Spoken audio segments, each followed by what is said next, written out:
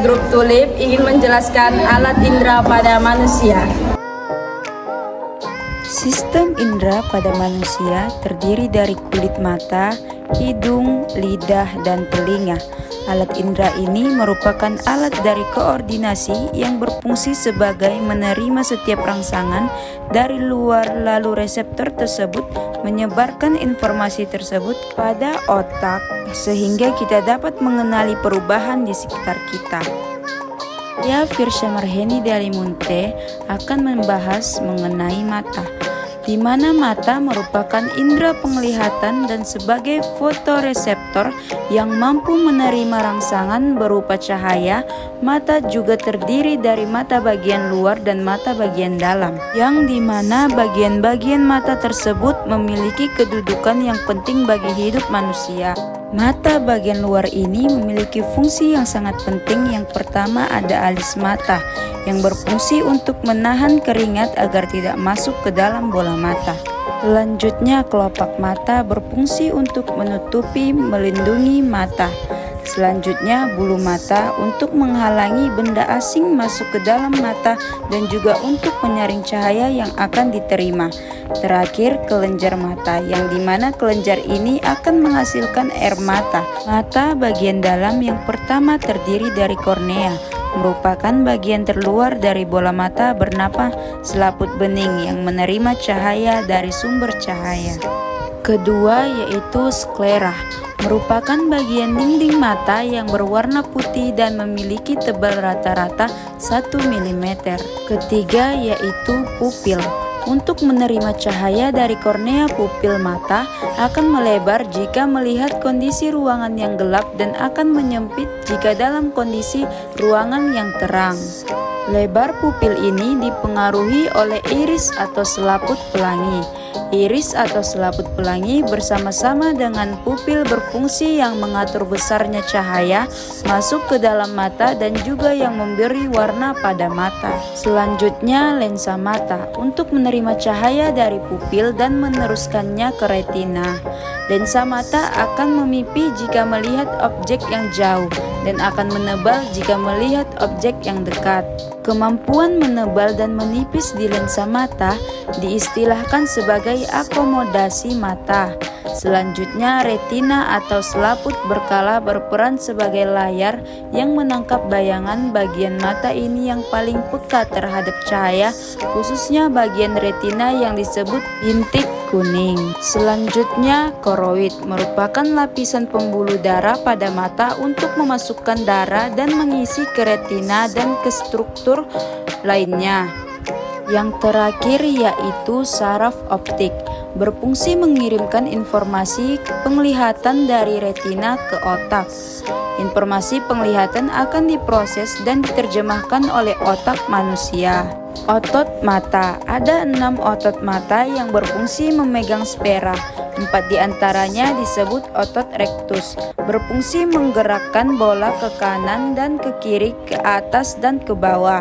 2 lainnya adalah otot obligator superior dan obligator bawah inferior. Cahaya akan masuk melalui kornea menuju pupil dan diteruskan ke lensa mata. Kornea dan lensa membelokkan atau membiasakan cahaya agar difokuskan ke retina. Sel fotoreseptor pada retina mengonversikan cahaya menjadi gelombang elektrik. Gelombang elektrik mengalir melalui saraf optik menuju otak. Saya Dara Maulana akan melanjutkan materi saya. 2. Telinga. Alat indera selanjutnya yaitu telinga. Telinga merupakan indera pendengaran yang juga sebagai fonoreseptor dan sebagai pendeteksi keseimbangan. Bagian-bagian telinga terdiri dari telinga luar, tengah, dan juga dalam. Telinga bagian luar terdiri dari daun telinga yang berfungsi untuk menangkap gelombang suara yang masuk ke dalam telinga dan juga ada saluran telinga. Selanjutnya, telinga bagian tengah terdiri dari gendang telinga, tulang martil, tulang landasan, dan tulang sanggurdi.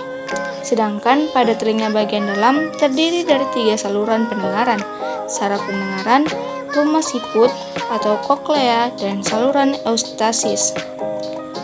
Saluran eustasis berfungsi untuk mengatur keseimbangan tubuh. Saya Armi Wulandari Hasibuan ingin menjelaskan alat indera yang ketiga, yaitu hidung. Hidung merupakan indera pembau yang bertindak sebagai kemoreseptor di bagian atap rongga. Hidung merupakan daerah yang sensitif terhadap rasa bau, dan di bagian tersebut terdapat dua jenis sel, yaitu sel penyokong berupa sel-sel epitel, dan sel pembau sebagai reseptor yang berupa sel-sel saraf. Bagian-bagian hidung terdiri dari yang pertama adalah selaput lendir. Selaput lendir berfungsi untuk menghasilkan mukus atau ingus. Jadi, mukus ini dijadikan sebagai saringan udara yang memiliki kotoran. Dan kotoran tersebut pada akhirnya melekat pada mukus. Selanjutnya adalah tulang hidung. Ada silia atau rambut hidung yang berfungsi untuk menyaring udara yang masuk ke dalam hidung. Dan yang terakhir adalah saraf pembau, merupakan jalan yang membawa informasi bau ke otak untuk direalisasikan. Saya Siti Nurjana akan melanjutkan materi saya, yaitu lidah. Lidah merupakan indera pengecap. Dengan adanya lidah, kita bisa merasakan rasa pahit, asam, asin, dan manis. Lidah adalah kumpulan otot rangka pada bagian lantai mulut yang dapat membentuk pencernaan makanan dengan mengunyah dan menelan. Struktur lidah yang pertama adalah ujung lidah. Ujung lidah ini merupakan bagian lidah paling depan. Ujung lidah merupakan bagian lidah yang peka terhadap rasa dari makanan atau minuman yang masuk. Selanjutnya yaitu tubuh lidah. Bagian ini bisa digerakkan secara bebas dan bertanggung jawab atas beberapa fungsi lidah. Lalu ada pangkal lidah. Pangkal lidah berada di bagian belakang dan menempel pada dasar rongga mulut. Pada bagian ini ada cukup banyak sel sensorik yang mempengaruhi fungsi lidah. Ini bisa membuat lidah merasakan dan menyentuh sesuatu yang masuk ke dalam mulut. Saya Siti Nurjana akan melanjutkan materi saya, yaitu kulit. Kulit ini sebagai indera peraba dan juga kulit berada pada bagian tubuh yang paling luar, yang menutupi permukaan tubuh, yang dimana kulit ini sebagai pelindung tubuh dengan lingkungan luar dari berbagai macam gangguan ataupun rangsangan. Struktur kulit pada manusia itu terdiri dari 3.